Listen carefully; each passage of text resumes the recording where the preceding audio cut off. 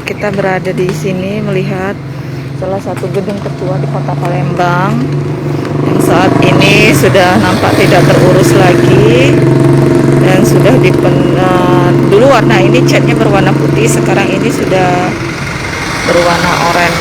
Gedung ini berada berdasarkan data yang kami himpun ada di tahun sejak 1960-an, di saat masa zaman dulu gedung ini merupakan gedung milik dari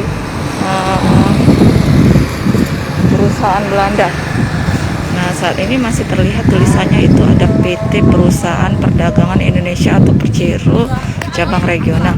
Tapi berdasarkan informasi dari warga sekitar, gedung ini sudah lama, sudah puluhan tahun sudah tidak terpakai lagi. Walaupun diketahui dulu gedung ini merupakan gedung tempat beras, tempat penyimpanan semen dan juga minuman-minuman di zamannya dulu. Nah, ini kondisinya kita lihat sudah nampak tak terurus, sudah mulai banyak tumbuhan, coret-coretan, ini sudah bergembok. Dan di sini kita lihat di jalan ini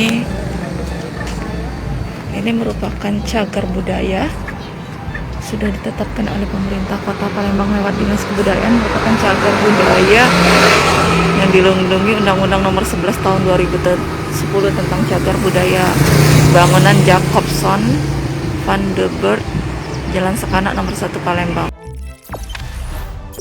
Jangan lupa subscribe, share, komen, dan like ya.